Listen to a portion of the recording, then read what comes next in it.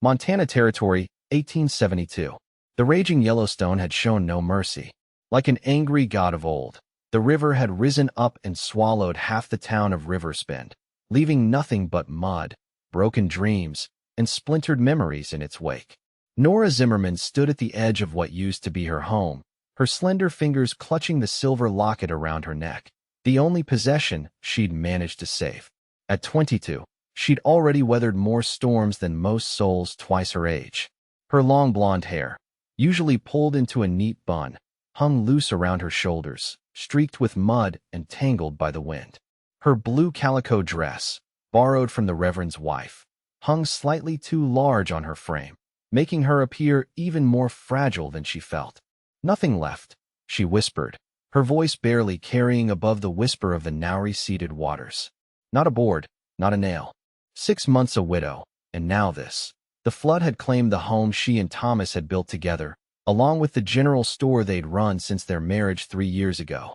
The same fever that had taken Thomas in the winter had left Nora with a strength she didn't know she possessed. But this emptiness where her life had been, threatened to break what little resolve remained. In her heart, Nora believed that the frontier was a place where happiness came to die. First her parents on the journey west when she was 16, then Thomas, and now everything else. The territory demanded payment in blood and tears for every moment of joy. She'd convinced herself that surviving alone was her fate now, that hoping for anything more was inviting further heartbreak. What she wanted was simple: to rebuild the store, to survive, to be left alone with her grief and memories. What she couldn't admit, even to herself, was the hollow ache that woke her in the night, the need for someone to share the burden of this life, someone to hold her when the wind howled across the plains. "Ma'am, you shouldn't be standing out here alone." The voice came from behind her, deep but youthful. Nora turned to find a tall cowboy regarding her with concern etched across his sun-bronzed features. He couldn't have been more than 25, with dark brown hair and eyes the color of a summer sky. His jaw was clean-shaven, his clothes dusty but well-kept, and though he had the lean, powerful build of a man who worked cattle for a living, there was a gentleness to his expression that seemed at odds with his weathered appearance. "This is my property, sir," she replied, her voice steadier than she felt. "Or what's left of it." The cowboy removed his hat, revealing a shock of chestnut hair that caught the late afternoon sunlight. "Matthew Irwin, ma'am. I work for the Carson outfit north of here." He glanced around at the devastation. "I've been helping with the rescue efforts. Everyone's gathering at the church for the night. You shouldn't stay out here with nightfall coming." "I know where everyone is gathering, Mr. Irwin. I'm just saying goodbye." Nora turned back to the muddy expanse where her life had once stood. Matthew stepped closer, not crowding her, but close enough that she could sense his presence. Are you Mrs. Zimmerman? From the general store?" "I was," she said, the words feeling like stones in her mouth. "Now I'm just Nora Zimmerman, with nothing but the clothes on my back and nowhere to go." "That's not true," Matthew said with quiet certainty. "You've got a whole town back there that needs you as much as you need them." Nora laughed, a brittle sound that held no humor. "Need me? For what? I have nothing to offer anyone anymore." Matthew was quiet for a long moment, then said, "Sometimes, ma'am, a flood washes away everything you thought mattered, but it can't touch what truly does." He extended his hand, palm up. "Come back to town. Tomorrow's soon enough to figure out what comes next." Against her better judgment, Nora placed her small hand in his. His palm was calloused but warm, and his grip was gentle as he helped her navigate the treacherous ground back toward what remained of Riversbend. She didn't know then that this moment, his hand steady in hers as they picked their way through the ruins, would be the first step toward proving everything she believed about frontier life wrong. The town of Riversbend huddled around its church like survivors of a shipwreck clinging to the last piece of floating debris. The building stood on higher ground, one of the few structures spared by the raging waters. Inside, families gathered on pews and floor space, sharing blankets, food, and whispered stories of narrow escapes. Nora found herself a corner, away from the families and the crying children. She felt like a ghost among the living, present but somehow separate from their shared grief and determination. "Here," Matthew appeared beside her, offering a tin cup of hot coffee. "It's bitter as sin, but it's hot." "Thank you." She accepted the cup, letting the warmth seep into her fingers. Shouldn't you be heading back to your ranch? Matthew settled beside her, his back against the wall. Carson gave a few of us leave to help out. I'll head back in a few days. He looked at her profile, illuminated by the lantern light. What will you do? I don't know, she admitted. The store was all I had. Thomas and I put everything into it. Thomas was your husband? When she nodded, Matthew continued gently. I'm sorry for your loss, Mrs. Zimmerman. Thank you. She sipped the coffee, grimacing at the bitterness. He died this past winter. Fever took him. Matthew was quiet, respecting her grief without offering empty platitudes. Finally, he said, I lost my brother to the same fever, out at the ranch. The simple admission created an unexpected connection between them. The shared understanding of what it meant to watch someone you loved slip away, one labored breath at a time. It changes you, she whispered. Makes you wonder if caring for anyone is worth the pain of losing them. It is, Matthew said with such quiet certainty that Nora turned to look at him. It has to be. Before she could respond, Sheriff Miller's voice boomed across the church. Folks, listen up. We've got a hard road ahead, but we've faced worse. His weathered face surveyed the gathered survivors. Tomorrow, we start rebuilding. Carson Ranch has donated beef. The Miller brothers are bringing lumber. And what about the Mallister gang? Someone interrupted. Word is they're moving through the territory, hitting towns when they're vulnerable. A murmur of worry rippled through the crowd. The sheriff's expression hardened. We'll set up watches. Anyone with a gun and a steady hand. See me after. Nora felt a chill run through her. The Mallister gang was notorious throughout the territory. Ruthless men who preyed on weakness. And Riversbend had never been weaker. Don't worry, Matthew said quietly beside her. Towns like this have survived worse. Have they? Nora challenged, her voice low. Look around, Mr. Irwin. We've lost everything. Half the town is gone. What's to stop the Mallisters from taking the rest? People like you, he answered simply. Folk who've already survived losing what matters most, yet still stand tall. Something in his words caught her off guard. Not just the confidence in them, but the way he looked at her as he spoke, as though he saw strength in her that she couldn't recognize in herself. As the meeting broke up and people settled in for an uncomfortable night, Nora found herself watching Matthew volunteer for the first watch. There was something about his steady presence that made the church feel less like a refuge of last resort and more like the first step toward something new. When sleep finally claimed her, Nora dreamed not of the flood or of Thomas, but of a hand extended toward her across ruins, offering not pity, but possibility. Dawn broke gray and uncertain over Riversbend. The survivors emerged from the church to face the devastation in full daylight. What had been a prosperous frontier town now lay broken, buildings torn from foundations, personal possessions scattered for miles downstream.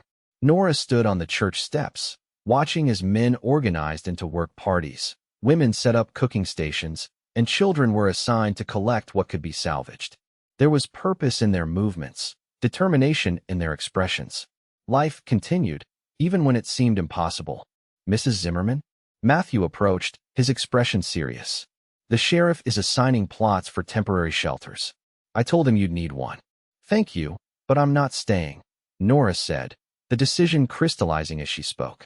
There's nothing for me here anymore. Matthew frowned. Where would you go? My cousin lives in Helena. I can make a new start there. The plan formed as she spoke, born of desperation and a deep desire to escape the place that had taken everything from her. Running won't heal what hurts, Mrs. Zimmerman, Matthew said quietly. Anger flashed through Nora, quick and hot. Don't presume to know what will heal me, Mr. Irwin. You don't know me or what I've lost. You're right, he conceded. I don't know your particular pain, but I know enough about loss to recognize when someone's letting it chase them away from home. This isn't home anymore. Nora gestured to the devastation. Home is gone. Matthew studied her for a long moment. Maybe so, but before you decide, I'd like to show you something.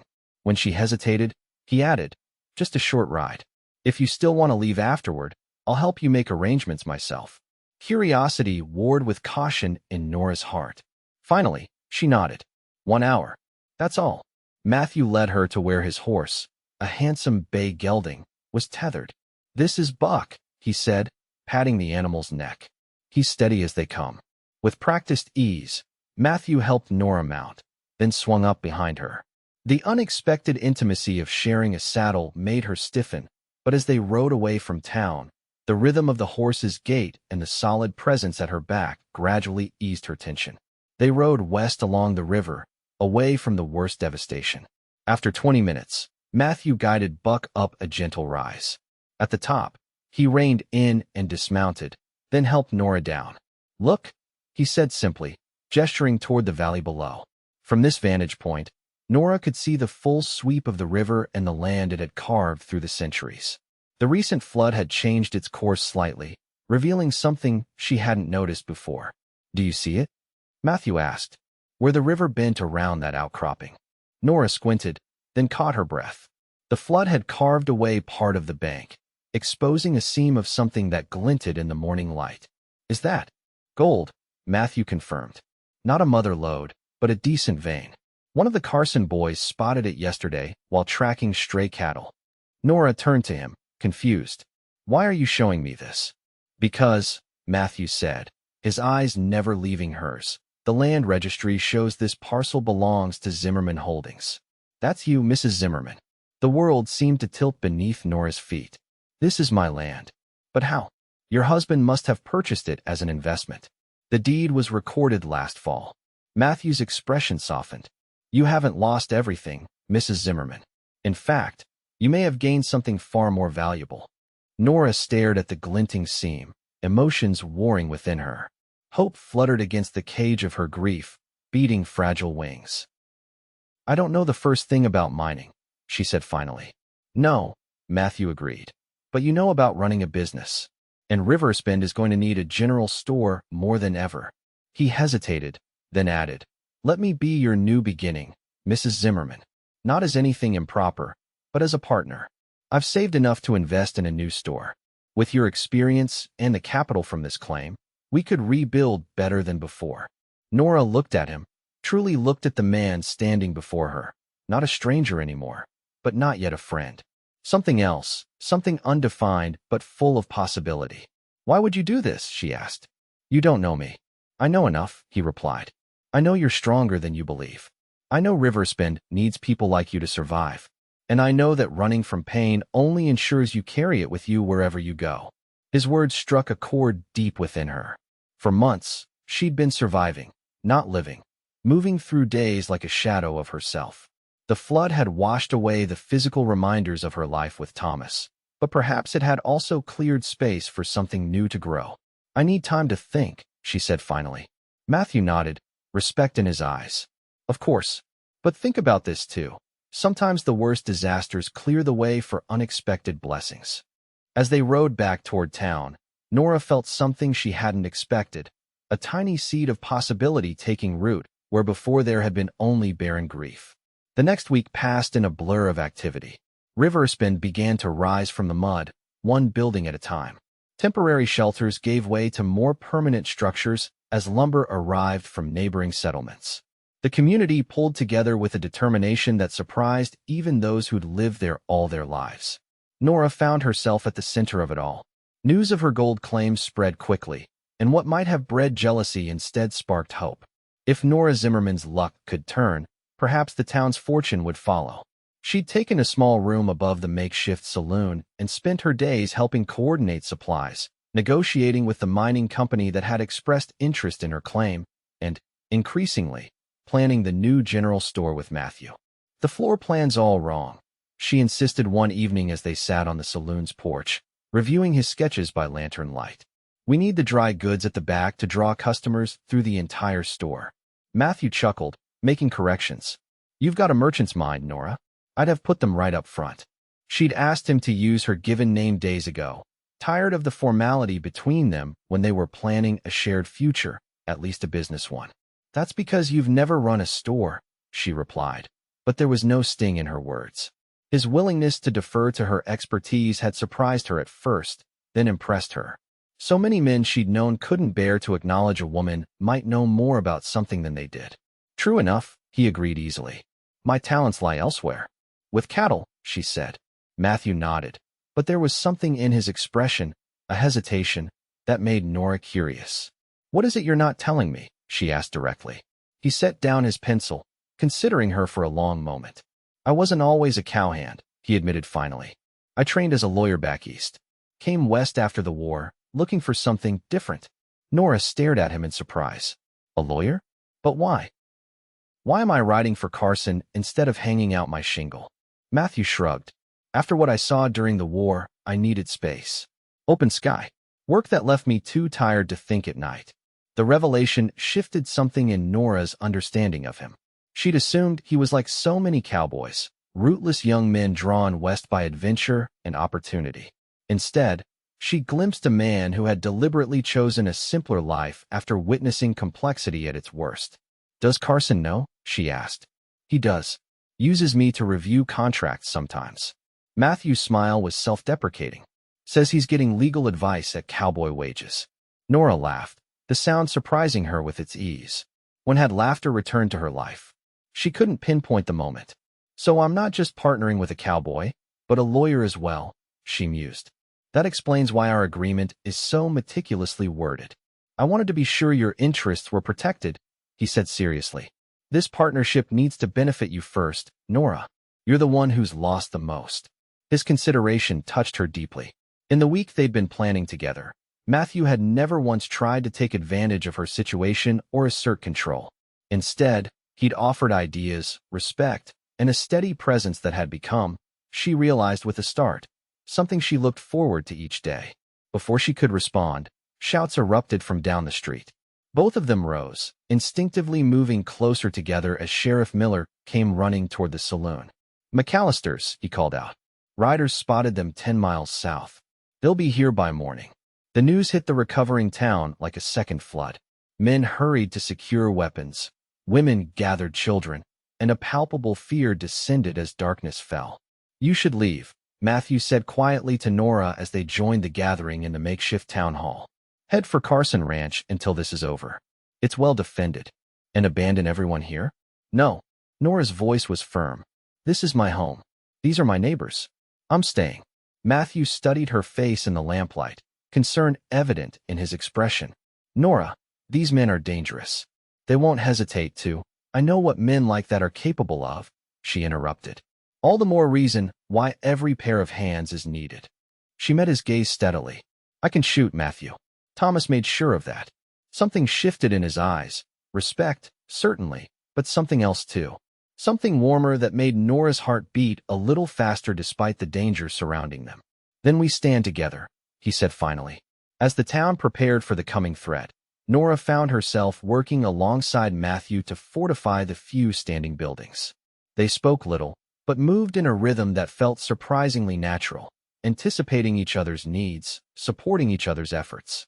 When midnight came, and the town settled into an uneasy vigil, Matthew walked Nora back to her room. Try to rest, he advised at her door. Tomorrow will be challenging enough. Nora nodded, suddenly reluctant to let him go. Where will you be? Taking first watch with the sheriff. He hesitated, then reached out slowly, giving her time to pull away. When she didn't, his hand gently brushed a strand of hair from her face. Be careful tomorrow, Nora. Promise me. Only if you promise the same, she replied, her voice barely above a whisper. Something unspoken passed between them in that moment, an acknowledgement that in just a week, they'd become important to each other in ways neither had anticipated. I promise, Matthew said solemnly, then turned and walked away into the darkness, leaving Nora with the lingering warmth of his touch on her cheek and a new fear in her heart, not just of the coming danger, but of losing something precious before it had fully begun. Dawn broke blood-red over Riversbend, the sunrise a fitting herald for what was to come. The town had transformed overnight into a fortress of desperation. Wagons overturned for cover, barricades erected, every able-bodied person armed with whatever weapons could be found. Nora positioned herself at an upper window of the saloon, Thomas's old Winchester rifle steady in her hands. From this vantage point, she could see the main approach to town and the nervous faces of the defenders scattered throughout the buildings. Matthew stood with Sheriff Miller and 5 other men in the center of the street, a reception committee that looked woefully inadequate against the 12 riders approaching at a measured pace. The McAllister gang made no attempt to disguise their intentions. They rode openly, confidently, guns visible and expressions predatory. Their leader, a broad-shouldered man with a shock of white blonde hair, reigned in 20 yards from the town's defenders. "Looks like you folks have had some trouble," he called out, his voice carrying easily in the morning stillness. "We've come to offer our assistance." "Riversbend thanks you for your concern, Mallister," Sheriff Miller replied evenly. "But we're managing just fine on our own." Mallister's laugh was cold. "Are you now? Looks to me like you could use some help maintaining order. For a reasonable fee, of course. The only thing we need from you is your absence." Matthew spoke up, his stance relaxed but alert. "Turn around and ride away. There's nothing for you here." Mallister's eyes narrowed as he focused on Matthew. "You've got a mouth on you, boy. Who might you be?" "Matthew Irwin. Just passing through." Something flickered across Mallister's face. Recognition, then calculation. "Irwin, you say? Now that's interesting." He turned to his men. "Boys, seems we've found ourselves a bonus. That there is Matthew Irwin, formerly of the Judge Advocate's office. There's still a price on his head in Missouri for that business in '68. Nora felt her blood run cold. From her position, she could see Matthew's back stiffen, though his voice remained steady. "That's ancient history, Mallister, and completely irrelevant to your current situation." "I disagree." Mallister grinned, revealing tobacco-stained teeth. "See, we came for whatever valuables this town has left. Finding a wanted man is just cream on top." "There are no warrants for Mr. Irwin here," Sheriff Miller interjected. "And there's nothing of value left in Riversbend. The flood took it all." Mallister's expression turned ugly. "We'll be the judge of that." He raised his voice to address the town at large. "Here's how this goes, folks.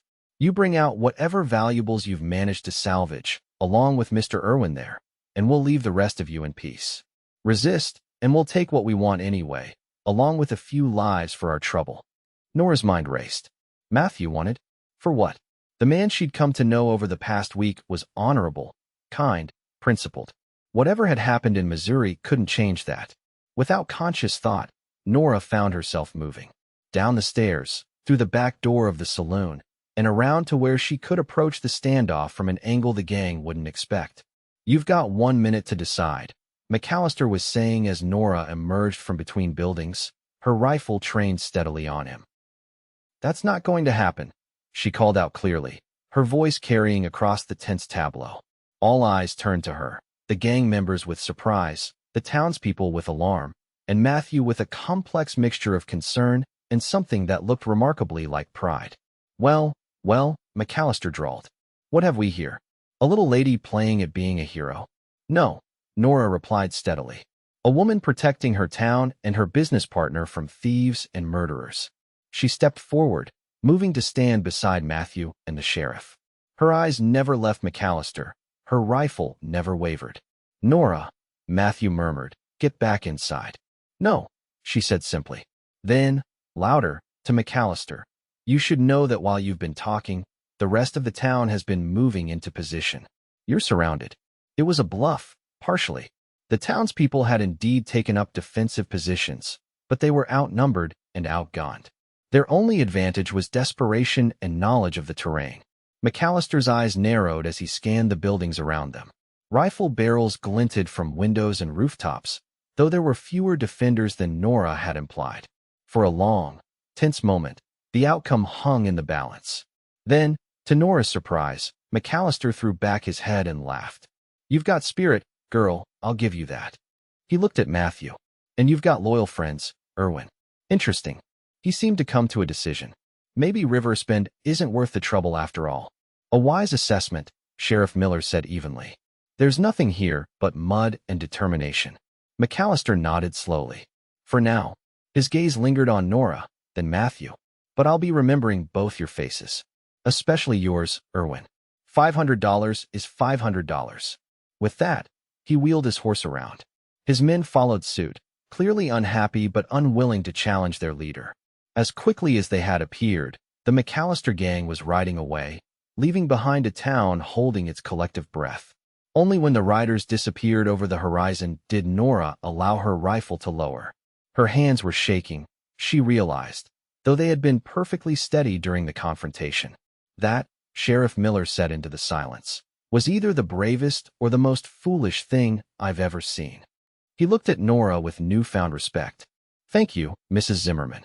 As the tension broke and people emerged from their positions, Matthew turned to face Nora. His expression was unreadable. We need to talk, he said quietly. She nodded, suddenly uncertain. The man before her had just been revealed as someone with a past far more complicated than she'd imagined. A wanted man, Mallister had said. For what? They walked in silence to the half-constructed frame of what would become their general store. The skeleton of walls offered some privacy from the relieved celebration beginning in the town center. You're wanted in Missouri, Nora said when they were alone. Not a question, but an invitation to explain. Matthew sighed heavily, removing his hat and running a hand through his hair. I was yes. Maybe still am, though it's been years. For what? She pressed. For doing my job, he replied, his voice tight. After the war, I served in the judge advocate's office, prosecuting war criminals. One of the men I helped convict was the son of a Missouri state senator. The charges were legitimate. The boy had ordered the execution of Union prisoners, but his father couldn't accept it. Matthew's eyes met hers, steady and unflinching. The senator used his influence to have charges of evidence tampering brought against me. When it became clear the trial would be a sham, I left. Came west, started over. As a cowboy, Nora said softly. As a man trying to find some peace, he corrected. I'm not proud of running, Nora, but I'm not ashamed either. I did nothing wrong except believe that justice should apply equally to everyone. Nora studied him, seeing the tension in his jaw, the way he stood ready to accept her judgment, whatever it might be. And in that moment, something crystallized in her heart, a certainty that had been building since the day he'd extended his hand to her in the mud. I believe you, she said simply. The relief that washed across his features made her heart ache. Had he truly thought she would condemn him? Mallister won't forget, Matthew warned. He'll be back, if only for the bounty.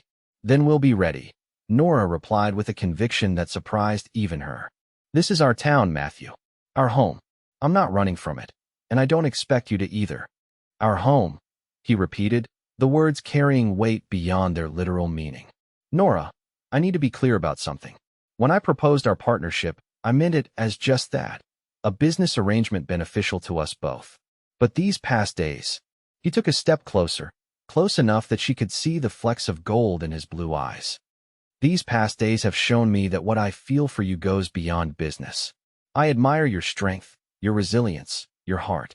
I understand if it's too soon after Thomas, or if you don't feel the same, but I needed you to know. Nora's breath caught in her throat.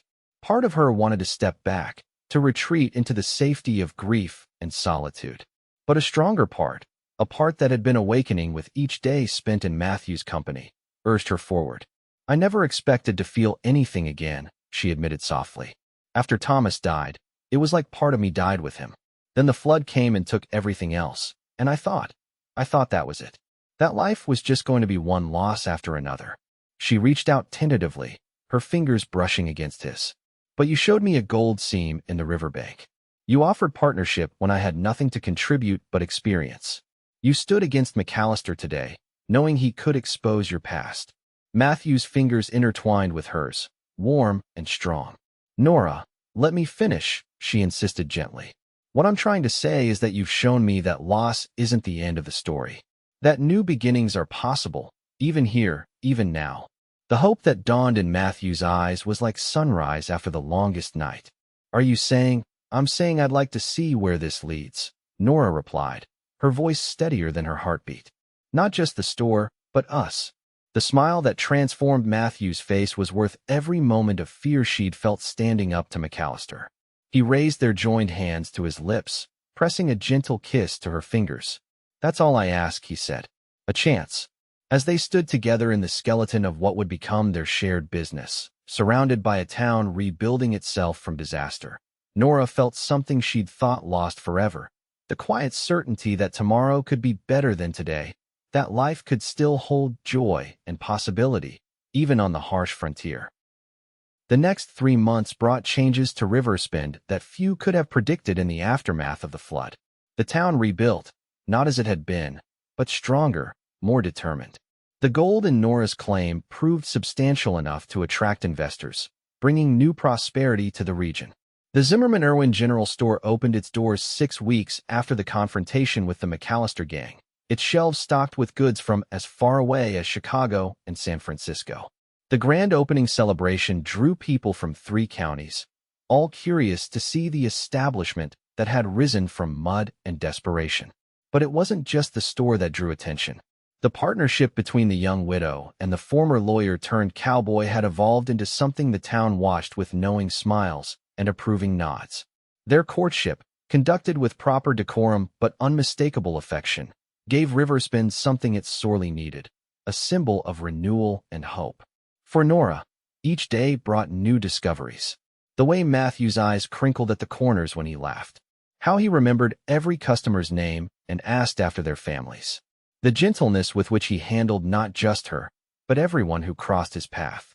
They worked side by side during the day, building their business with complementary skills, her practical knowledge of merchandise and customer needs, his legal acumen and way with numbers. In the evenings, they often sat on the porch of her new cottage, talking of everything and nothing as the sun set over the mountains.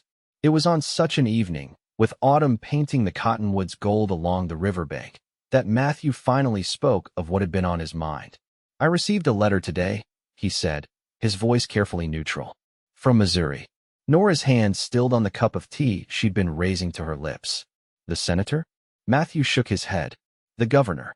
It seems the senator passed away last winter. Before he died, he admitted to fabricating the charges against me." He pulled a folded paper from his pocket.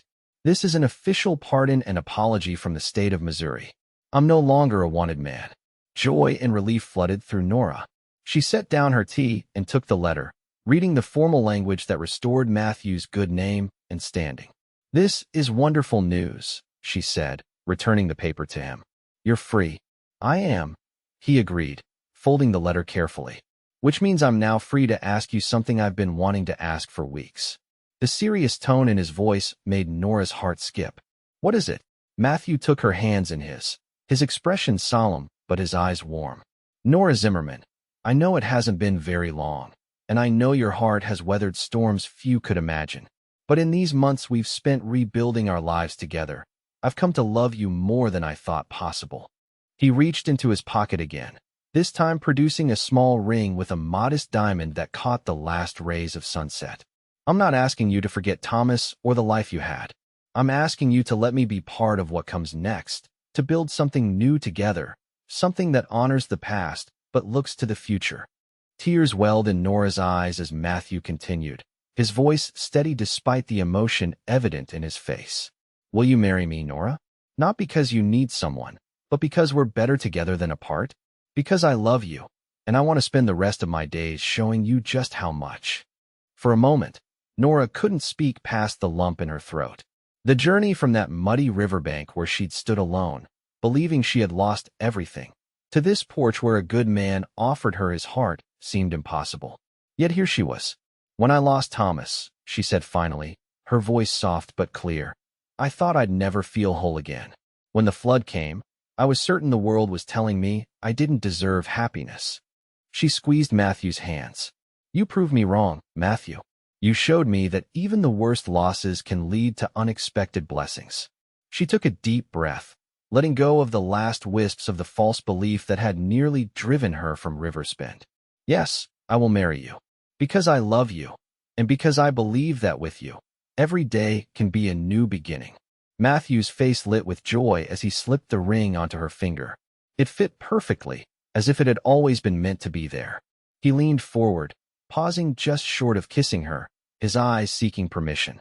Nora closed the distance between them, her lips meeting his in a kiss that felt like coming home after the longest journey, familiar and new all at once, full of promise and certainty. When they finally parted, Matthew rested his forehead against hers. "Thank you," he whispered. "For what?" Nora asked, her fingers lightly tracing the line of his jaw. "For staying," he said simply. "For believing in new beginnings." 6 weeks later, on a crisp December morning, Nora Zimmerman became Nora Irwin in a ceremony that the whole town attended. The church, fully rebuilt and decorated with evergreens and red ribbons, overflowed with people who had weathered disaster together and emerged stronger for it. Nora wore a dress of deep blue silk, ordered specially from Denver. As she walked down the aisle toward Matthew, who stood tall and proud in a new black suit, she carried not just a bouquet of winter flowers, but the silver locket that had been her only possession after the flood. Inside it now were two miniature portraits, Thomas on one side, a reminder of the love that had shaped her early years, and an empty space on the other, waiting for an image of the man who would share her future. The Reverend spoke of resilience, of God's mysterious ways, and of love that blooms even in the harshest conditions. When it came time for vows, Matthew took Nora's hands in his and spoke from the heart. "Nora, I found you standing in the ruins of what was, convinced nothing good remained. Today, I stand before you and promise that whatever storms come, whatever floods rise, whatever trials we face, we will face them together. I will be your shelter, your partner, your friend, and your devoted husband for all the days we're granted." Tears shimmered in Nora's eyes as she responded, her voice steady and sure. "Matthew, you came to me when I was lost and offered not rescue, but partnership. Not pity, but possibility. I promise to stand beside you through whatever life brings, to build our home and our future with the same courage and determination that brought us to this day. I will be your comfort, your champion, your friend, and your loving wife for as long as we both shall live." As they exchanged rings and were pronounced husband and wife, a cheer rose from the assembled townsfolk that seemed to shake the very foundations of the church. It was a celebration not just of two lives joined, but of a community that had faced destruction and chosen to rebuild, stronger than before. The reception was held in the newly constructed town hall, a building twice the size of the one lost in the flood. Tables groaned under the weight of food brought by every family in Riversbend and the surrounding ranches. Carson himself attended, raising a toast to the couple who had become symbols of the town's resurrection.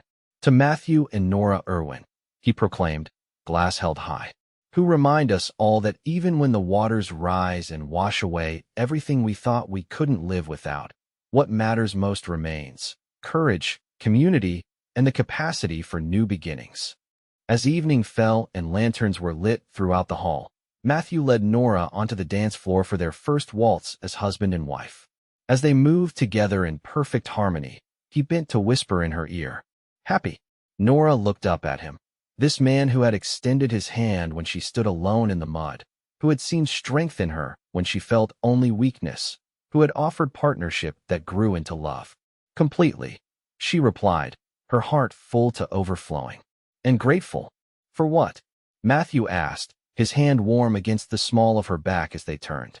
"For the flood," Nora said, surprising even herself with the admission. "For washing away what was so I could find what could be. For bringing me to that moment when you found me and said, 'Let me be your new beginning.'" Matthew finished softly, the words an echo of that first day and a promise of all the days to come. As they danced beneath the golden light of lanterns, surrounded by the community that had become their family, Nora realized that the false belief she'd carried for so long, that the frontier was a place where happiness came to die, had been replaced by a deeper truth, that even in the harshest places, even after the most devastating losses, life continues, love endures, and new beginnings wait just beyond the next sunrise. And in the arms of the man who had helped her discover that truth, Nora Irwin found not just a new beginning, but a future brighter than any she could have imagined on that mud-soaked riverbank where their story began.